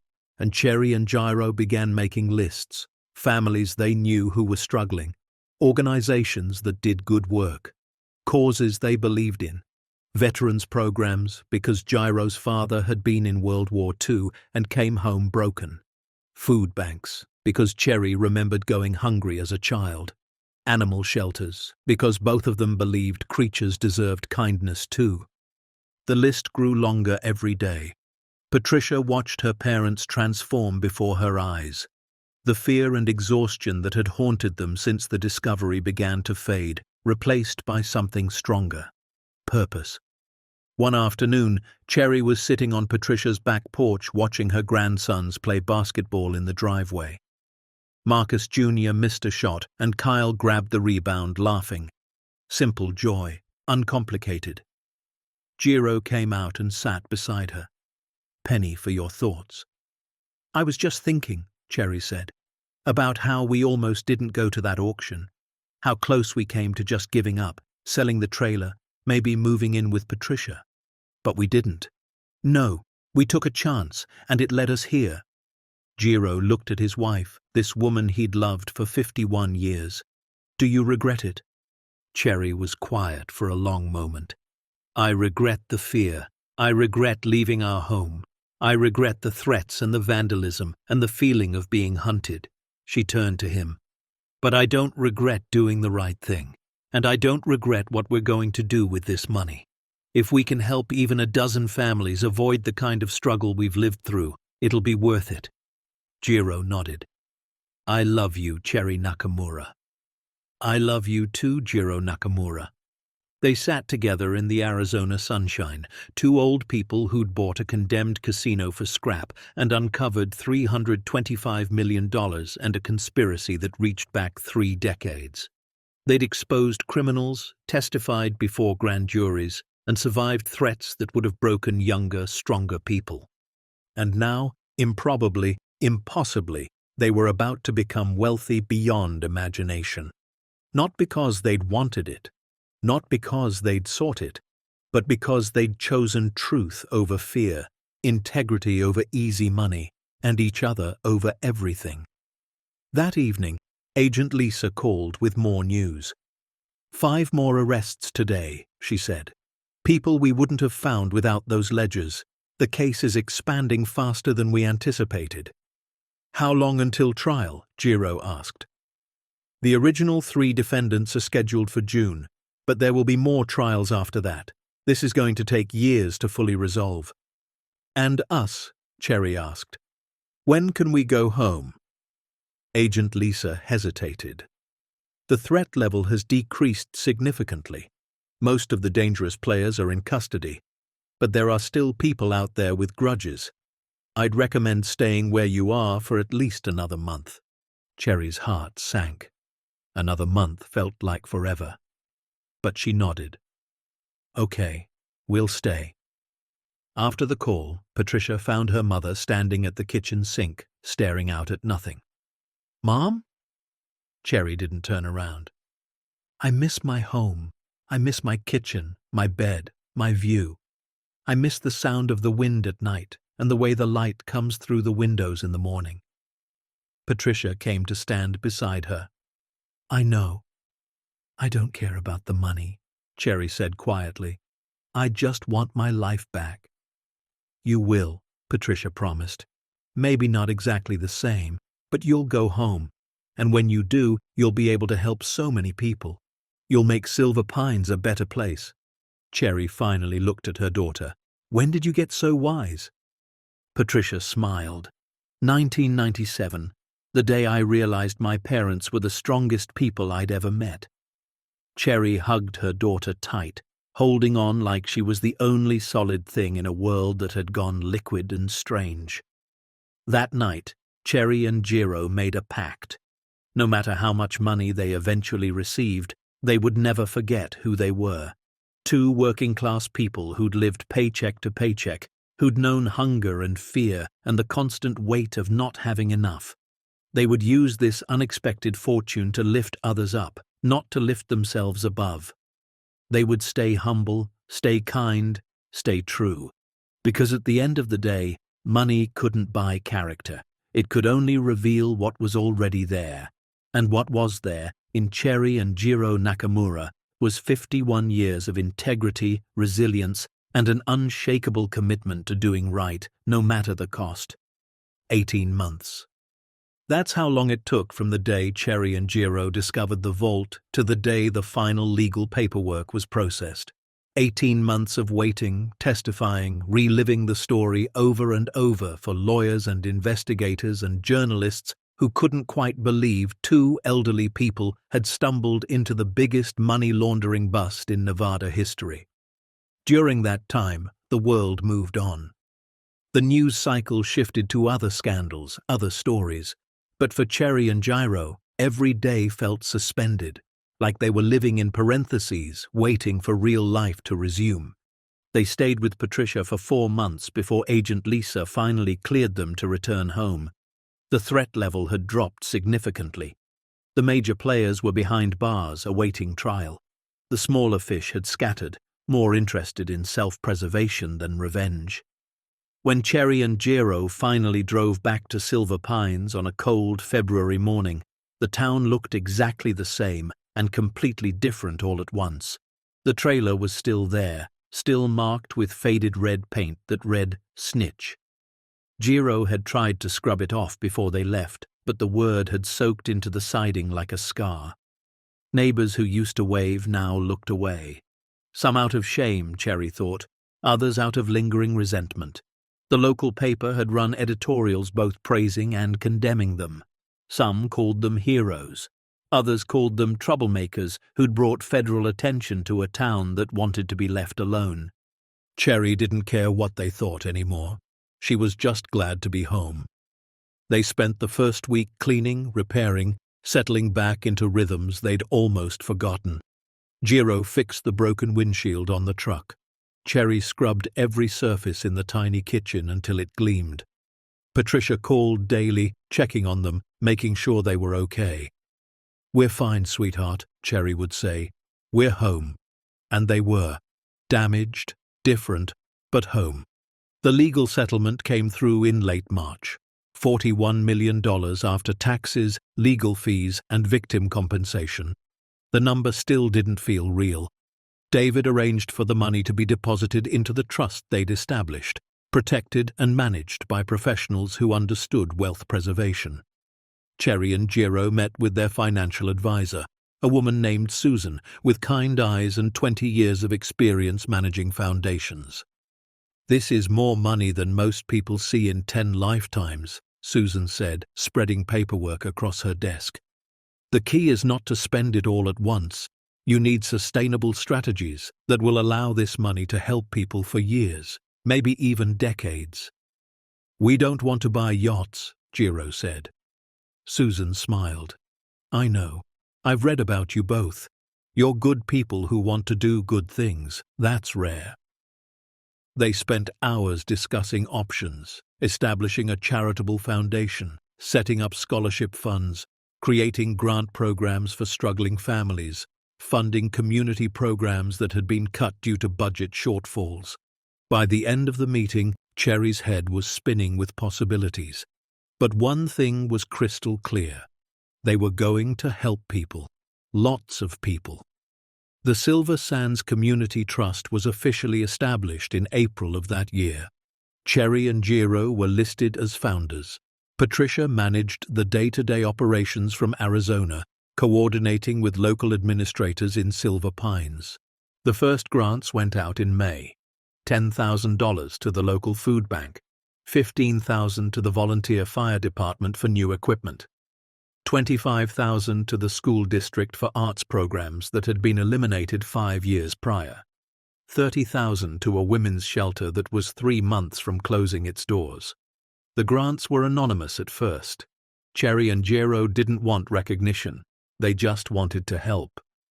But word spread anyway. Small towns are like that. Everyone knows everything eventually. By summer, people started connecting the dots. The Nakamuras buy a condemned casino, find millions of dollars, testify against criminals, receive a massive settlement, start giving it away. The narrative shifted. Slowly at first, then faster. People who'd avoided them after the news broke started nodding hello again, started stopping to chat at the grocery store, started thanking them quietly for what they were doing. Cherry wasn't sure how to handle gratitude. She'd spent her whole life invisible, and she'd preferred it that way. But she tried to be gracious, tried to accept that their story had become public property, whether she liked it or not. One afternoon in June, Cherry was at the post office when an older woman approached her. Mid-60s, weathered face, hands rough from hard work. "You're Cherry Nakamura," the woman said. It wasn't a question. Cherry braced herself. "Yes. My daughter got one of your scholarships. She's going to community college in the fall, first person in our family to go to any college." The woman's eyes filled with tears. "I just wanted to say thank you. You changed her life." Cherry felt her own throat tighten. "What's your daughter's name?" "Amanda. Amanda Reeves." Cherry made a mental note. She wanted to remember that name, that face, that moment, because this was why they'd done it. Jiro had his own encounters. At the hardware store, a young father thanked him for the grant that had helped cover his son's medical bills. At the diner, a waitress squeezed his hand and whispered that the food bank donation had kept her family fed through the winter. Slowly, the fear and isolation that had defined their lives for months began to ease. They were still Cherry and Jiro, still living in their aging trailer with the sagging front steps. But now they had purpose beyond survival. They had the ability to change lives, and they used it. By the end of summer, the foundation had distributed over $2 million.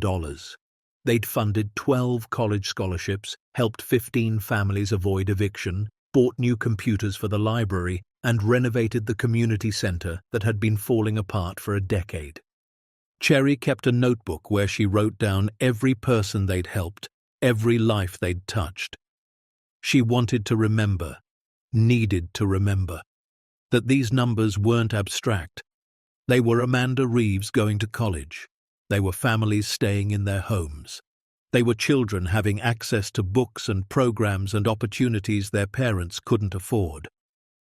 One evening in late August, Cherry and Jiro sat on their front steps, watching the sun set over the desert.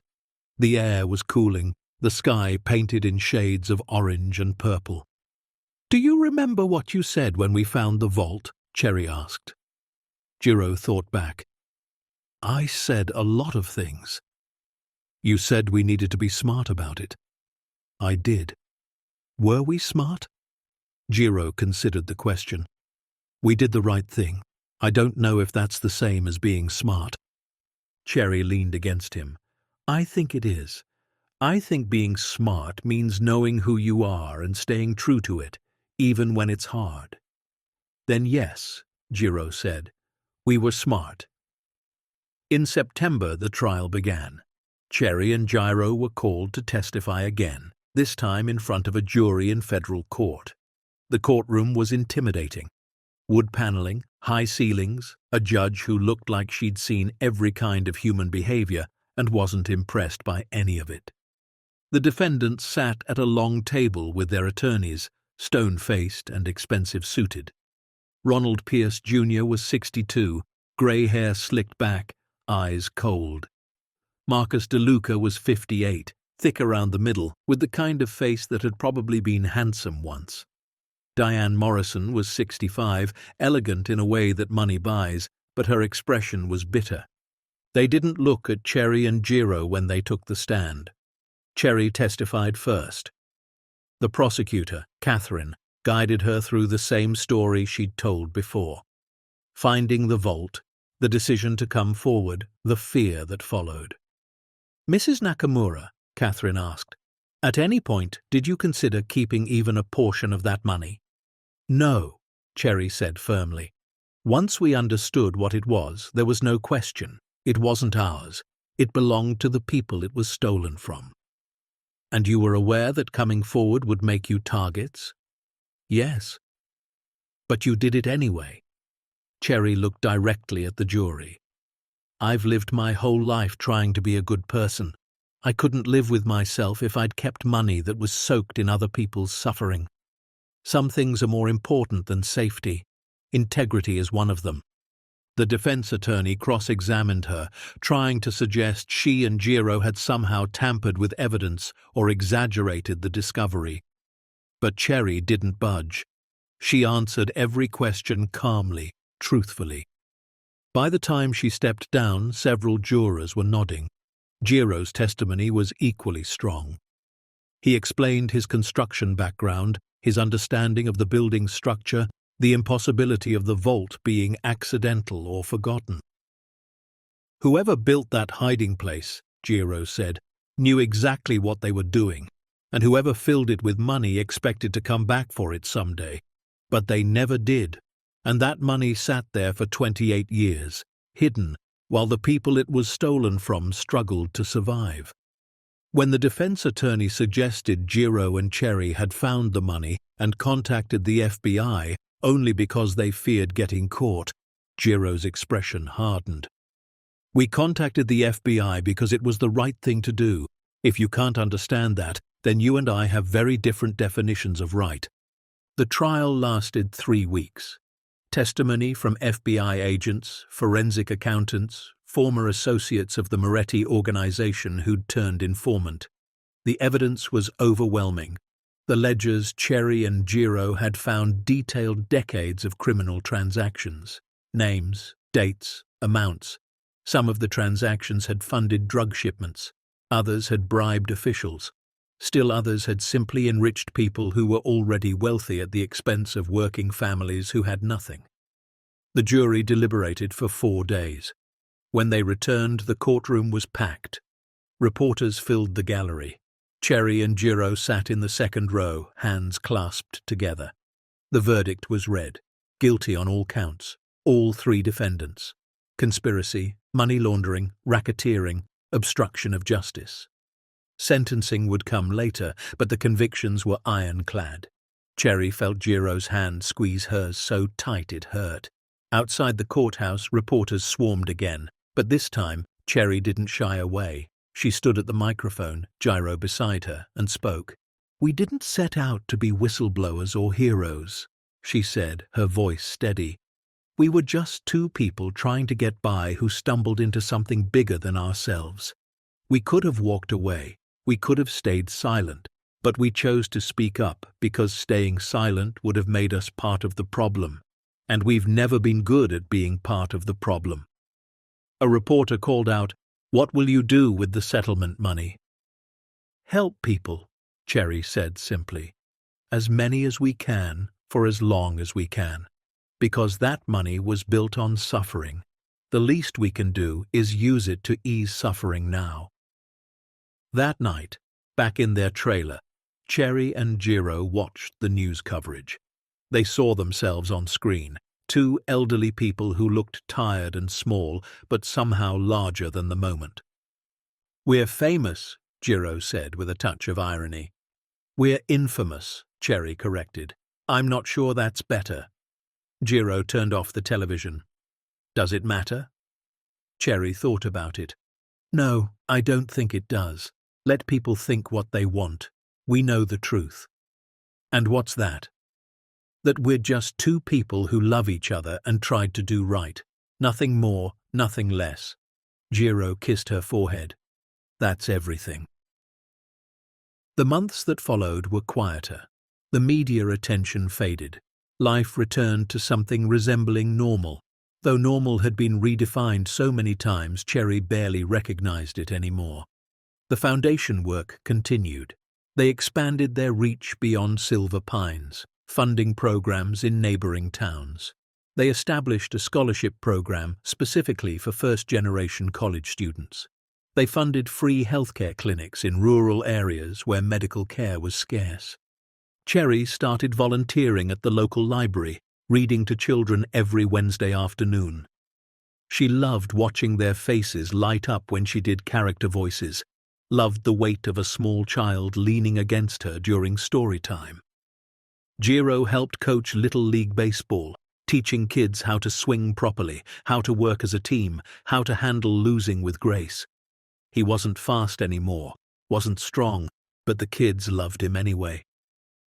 One Saturday in November, nearly 2 years after the initial discovery, the town of Silver Pines held an event. They called it Community Appreciation Day, but everyone knew it was really about Cherry and Jiro. The high school gymnasium was decorated with banners, folding tables lined with homemade food, a small stage set up at one end. Cherry and Jiro were reluctant to attend. They didn't want recognition, didn't want to be put on display. But Patricia insisted. "Mom, Dad, people want to thank you. Let them." So they went. When they walked into the gym, the entire room stood and applauded. Cherry felt her face flush. She wanted to hide, to run, to be anywhere else. But Jiro took her hand and they walked to the stage together. The mayor, a man who'd been elected after the previous administration fell apart in the wake of the scandal, spoke first. "Cherry and Jiro Nakamura represent the best of what small-town America can be," he said. "They had every reason to look the other way, to stay silent, to protect themselves. But they chose courage, they chose justice, and our entire community is better for it." Then others spoke. Amanda Reeves, the young woman whose scholarship had sent her to college, talked about graduating with honors and planning to become a teacher. The fire chief talked about the new equipment that had already saved 2 lives during emergency calls. A single mother of 3 talked about the grant that had kept her from losing her house, how her kids had a stable home now because 2 strangers had cared enough to help. By the time the testimonials ended, Cherry was crying openly. Not from sadness, but from the overwhelming realization that their pain, their fear, their sacrifice had created ripples that touched more lives than she'd ever imagined. When it was their turn to speak, Jiro helped Cherry up to the microphone. She looked out at the crowd, at faces she'd known for years and faces she'd never seen before. People who'd been helped, people who'd heard their story and been inspired, people who simply wanted to witness goodness in action. "I don't know what to say," Cherry began, her voice shaking. "Jiro and we're not special, we're not remarkable. We're just 2 people who tried to do the right thing when it would have been easier to do the wrong thing." She paused, gathering her thoughts. "But here's what I've learned through all of this. Doing the right thing is rarely easy. It's scary and hard, and sometimes it costs you everything. We lost our sense of safety. We lost our privacy. We lost the quiet life we'd built together. But we gained something too. We gained purpose. We gained the knowledge that our lives mattered, that our choices made a difference. And we gained all of you." Her voice broke. "Every family we've helped, every child who got a scholarship, every program we've funded, you're the reason it was worth it. You're the reason we'd do it all over again, even knowing what it would cost." Jiro stepped up beside her, "My wife is too modest," he said. "She's the bravest person I've ever known. She carried us through the darkest times. She refused to give up when I wanted to hide. Everything we've been able to do, it's because of her strength." Cherry looked at him, eyes brimming with tears and love. "We did it together. We've always done everything together." The crowd rose again, applause filling the gymnasium like thunder. And for the first time since this whole journey began, Cherry felt at peace. Not because the hard parts were over, they weren't. The defendants would appeal. There would be more testimony, more media coverage, more years of legal proceedings. But because she finally understood what all of this had been for. Not for money or recognition or vindication. For connection, for community, for the simple, profound act of helping others survive and maybe even thrive. That night, after the event, Cherry and Jiro drove home in comfortable silence. The trailer looked smaller than ever, worn and weather-beaten. But it was theirs. They'd built a life here. And that life, against all odds, had ended up mattering. Christmas came. Patricia and her family drove up from Arizona, bringing chaos and laughter and too many presents. The trailer overflowed with people and food and the kind of joy Cherry had thought was reserved for other families. Wealthier families, families who hadn't spent decades struggling just to survive. But here it was, hers. Jiro's grandsons asked him about the casino, about finding the money, about testifying against criminals. He told them the truth, not the sanitized version, but the real story with all its fear and uncertainty. The most important thing, he told them, isn't that we found the money. It's what we chose to do after we found it. Anyone can stumble into something extraordinary. Not everyone has the courage to handle it with integrity. Marcus Jr., now 18 and preparing for college on a scholarship his grandparents had insisted on funding, said, "I want to be like you when I'm old." Jiro laughed. "Kid, I hope you're better than me. Smarter, braver, kinder. That's what each generation should be, a little better than the last." "But you're already all those things," Marcus Jr. insisted. Jiro looked at his grandson, this young man on the cusp of his own life, and felt overwhelming gratitude. "Then maybe you're already there." In January, the sentencing hearings began. Ronald Pierce Jr. received 23 years in federal prison. Marcus DeLuca received 27 years. Diane Morrison received 18 years, the lighter sentence granted because she'd cooperated with investigators and provided testimony against others still under investigation. Cherry and Jiro attended the sentencing. They sat in the courtroom and watched as the judge explained the severity of the crimes, the scope of the damage, the necessity of accountability. When it was over, as the defendants were led away in handcuffs, Diane Morrison turned and looked directly at Cherry. Their eyes met for a brief moment.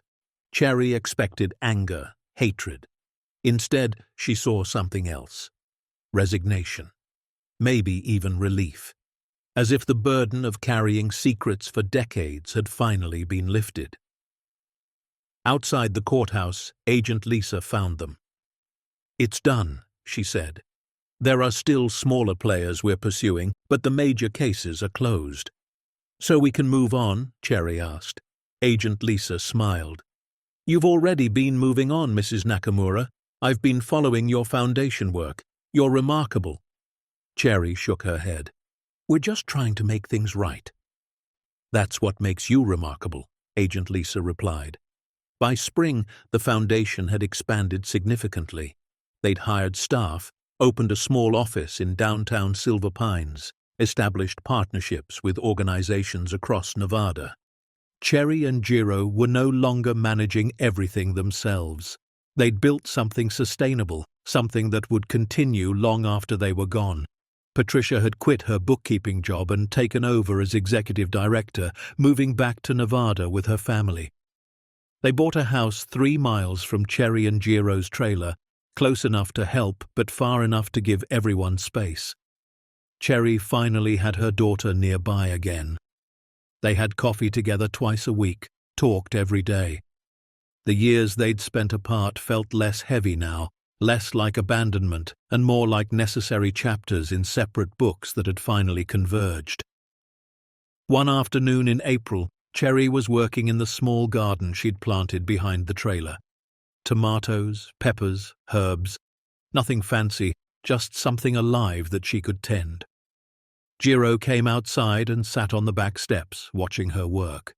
"Penny for your thoughts," he said. Cherry sat back on her heels, wiping dirt from her hands. "I was thinking about that first day, when we walked into the casino." "What about it?" "I was so sure we'd made a mistake, that we'd wasted our savings on a building that would break us. And now? Now I know it was the best mistake we ever made." Jiro smiled. "Not a mistake. Fate." "You believe in fate?" "I believe we were meant to find that vault, meant to face what we faced, meant to become who we've become." Cherry stood, joints creaking, and came to sit beside him on the steps. "And who have we become?" "People who matter," Jiro said simply. "People whose lives meant something beyond just surviving." They sat together in the afternoon sun. Two old people who'd bought a condemned casino for $12,000 and discovered $325 million and a conspiracy that reached back 30 years. They'd exposed criminals, transformed their community, and proved that ordinary people could do extraordinary things when they chose courage over comfort. Summer arrived again, the third summer since the discovery. Cherry turned 76, Jiro turned 79. They were slower now, tireder. Jiro's knees hurt. Cherry's back constantly ached. But they were alive. They were together. And they were still making a difference. The foundation threw them a surprise birthday party at the renovated community center. Hundreds of people attended, people they'd helped, people who'd heard their story, people who simply wanted to celebrate two lives well lived. There were speeches and cake and far too much attention. But Cherry and Jiro endured it with grace, understanding that this wasn't really about them. It was about what they represented. Hope. The possibility of change. The power of choosing right when wrong would have been easier. Toward the end of the evening, a young reporter from the local paper asked if she could interview them. Cherry almost said no, but Jiro nodded. "One last interview," he said, "for the record." They sat in a quiet corner while the party continued around them. The reporter, a woman in her late 20s named Sarah, set up a small recorder. "Thank you for doing this," she began. "I know you've told your story many times." "Too many times," Cherry said with a small smile. "But I suppose once more won't hurt." Sarah consulted her notes. "It's been almost 3 years since you discovered the vault. Looking back, is there anything you would have done differently?" Cherry and Jiro exchanged a glance. "No," Cherry said firmly. "We made mistakes along the way. We were scared. We stumbled. We didn't always know what to do. But the core decision, to come forward and do the right thing, that was correct then and it's correct now. Even knowing what it would cost you, the fear, the threats, the loss of privacy?" "Even knowing," Jiro confirmed, "because the alternative was living a lie, and we've never been good at lying." Sarah paused, choosing her next words carefully. "There are people who say you're heroes. There are also people who say you were just in the right place at the right time and that anyone would have done the same thing." "Not anyone," Cherry said quietly. "We've learned that most people, when faced with a hard choice, will pick the easy path. Comfort over courage, silence over truth. We're not judging them. Fear is powerful. But we couldn't do it. We couldn't stay silent." "Why not?" Sarah asked. Cherry thought about the question, really thought about it.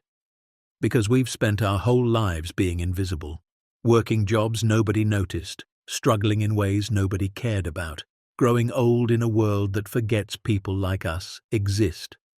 When we found that vault, we had a choice.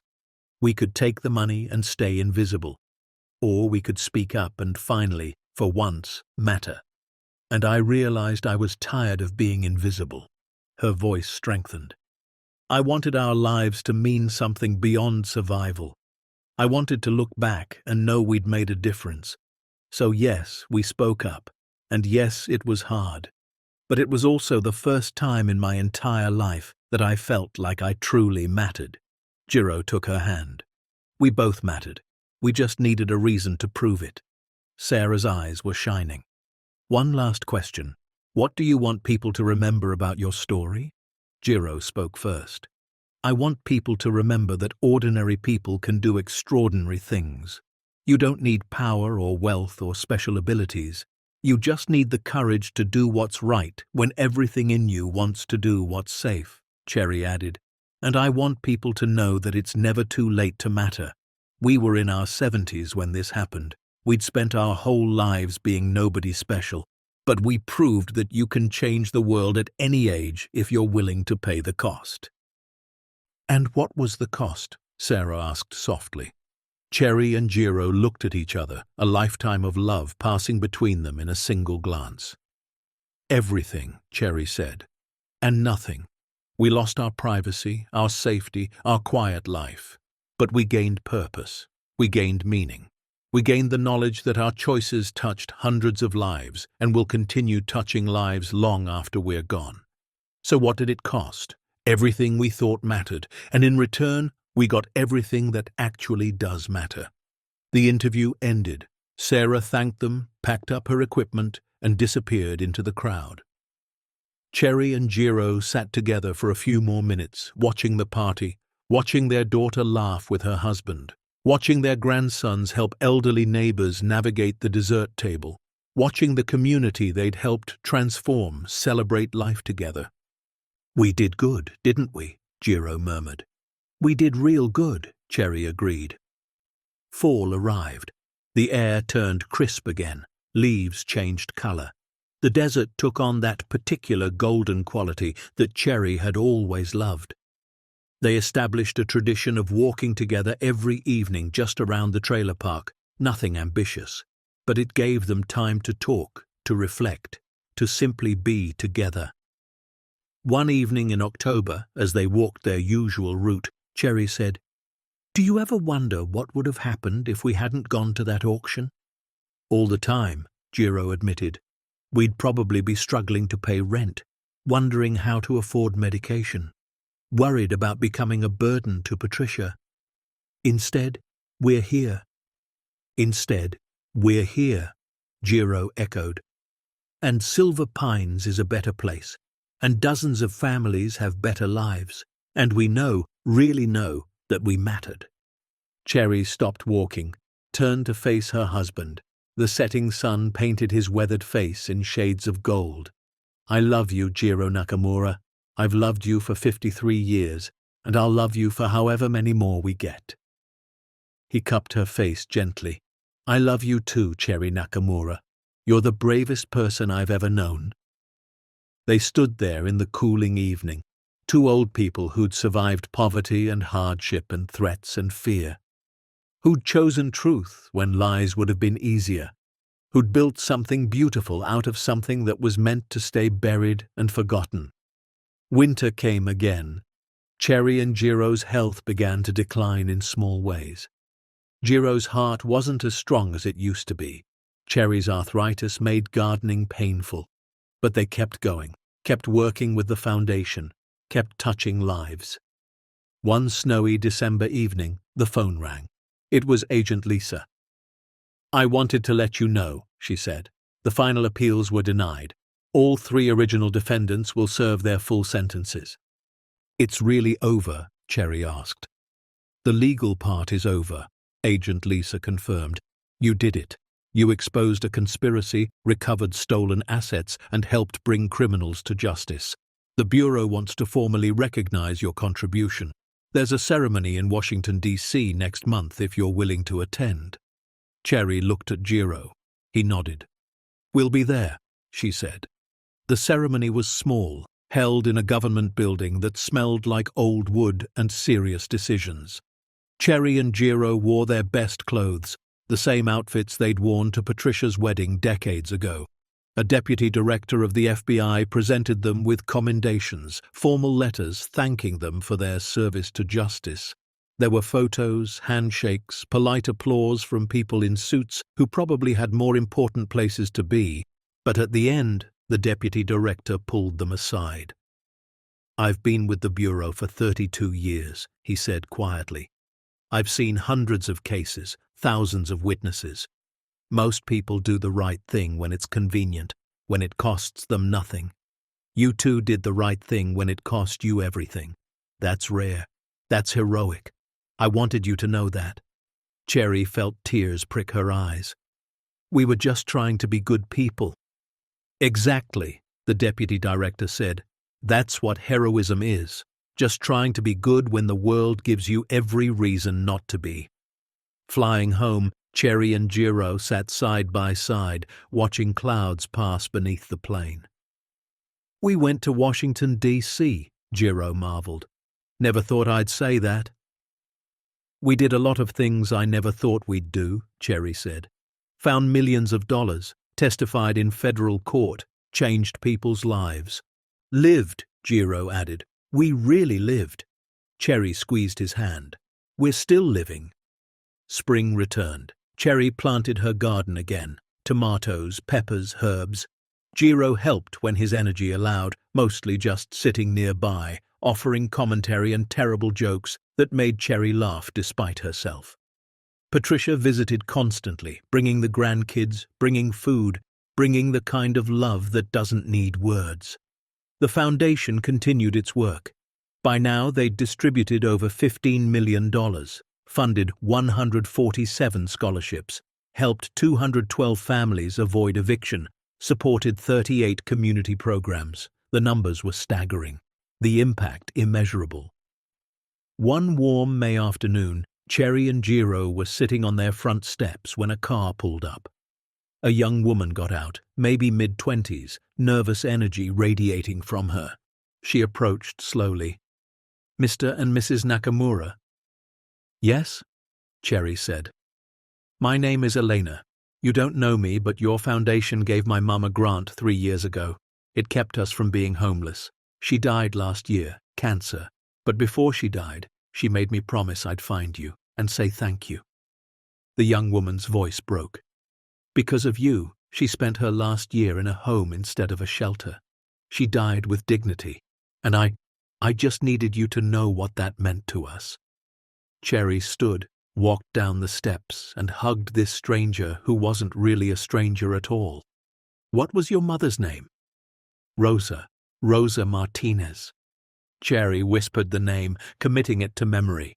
Another life touched, another person who mattered. After Elena left, Cherry sat back down beside Jiro. "Did you hear her?" "I heard her," Jiro said, his voice thick with emotion. "We gave someone dignity. We gave lots of people dignity. But yes, we did." They sat in silence, watching the desert shimmer in the afternoon heat. "Jiro?" "Yes." "When we are gone, this is what I want people to remember. Not the money we found, not the criminals we helped catch, but the people we helped. The Rosa Martinezes and Amanda Reeves and all the others whose names we'll never even know. They'll remember," Jiro promised. "Patricia will make sure they remember." Summer arrived. Cherry turned 77. Jiro turned 80. They were slowing down more noticeably now. Doctor visits became more frequent. Medications multiplied. But their spirits remained strong, carried by purpose and love and the knowledge that their lives had counted for something. The local paper ran a retrospective on their story. 3 years later, Silver Pines is still feeling the positive impact of the Nakamura Foundation. Cherry read the article at the kitchen table, tears streaming down her face. Not from sadness, but from overwhelming gratitude. "We did it," she whispered. "We really did it." Jiro came to stand behind her, hands on her shoulders. "We did it together. We've always done everything together." That evening, they walked their usual route around the trailer park. Slower now, stopping often to rest, but still walking, still together, still choosing to participate in life rather than watch it pass by. As the sun set, painting the sky in brilliant shades of orange and purple, Cherry stopped and looked at her husband. "If you could go back to that day at the auction, knowing everything that would happen, would you still bid?" Jiro didn't hesitate. "Yes, every time, yes. Even knowing the fear, the threats, everything we went through." "Especially knowing," Jiro said, "because we proved something important. We proved that ordinary people can choose extraordinary courage, that two working-class seniors from a forgotten town can stand up to criminals and conspiracies and win, that doing the right thing, even when it costs everything, is always worth it." Cherry leaned against him. "We're quite a pair, aren't we?" "The best pair," Jiro agreed. "Always have been." They stood together as darkness fell over the desert, two people who'd bought a condemned casino for scrap and found a fortune, who'd chosen truth over safety, courage over comfort, integrity over ease, who'd transformed a town, touched hundreds of lives, and proved that it's never too late to matter, to make a difference, to choose to be remarkable. Anyone can choose courage when the world offers them an easy way out. Cherry and Jiro remind us that integrity isn't about what we find, it's about what we do when no one's watching. Sometimes the greatest treasure isn't what's buried beneath the floor. It's the person you become when you refuse to bury the truth.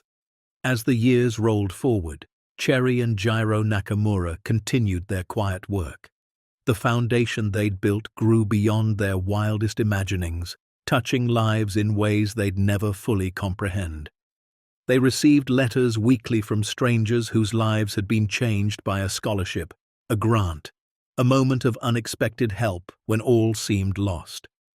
They kept every letter, stored in boxes under their bed, proof that their choice to speak truth instead of silence had echoed far beyond that condemned casino. They never regretted the fear they'd faced or the cost they'd paid, because in choosing to do right when wrong would have been easier, they'd discovered something more valuable than $325 million. They'd discovered that ordinary lives, lived with extraordinary integrity, can shake foundations, topple conspiracies, and remind the world that courage doesn't require youth or wealth or power. It just requires two people holding hands in the darkness and saying, "Together, we choose truth." And that choice, that single, terrifying, beautiful choice, transformed everything. Not just for them, but for everyone their story touched, proving once again that the smallest acts of courage can create the largest waves of change. Because Cherry and Jiro Nakamura weren't heroes because they found money. They were heroes because they found themselves, their purpose, their power, and they used it to lift others up rather than themselves above. The mechanic who became a rebuilder of dreams wasn't the girl with the Mustang. It was the elderly couple with a condemned casino who built something permanent from something meant to stay hidden. Because for Cherry and Jiro, and for everyone who followed their example, integrity wasn't a burden. It was a gift, and the only question that mattered wasn't how much they found. It was what they chose to do with what they found. They chose courage, they chose truth, they chose each other, and in doing so, they chose to matter. Forever. The end. Up next, 2 more powerful stories are waiting for you. Click to keep discovering with us. And don't forget to hit subscribe if you believe ordinary people can change the world.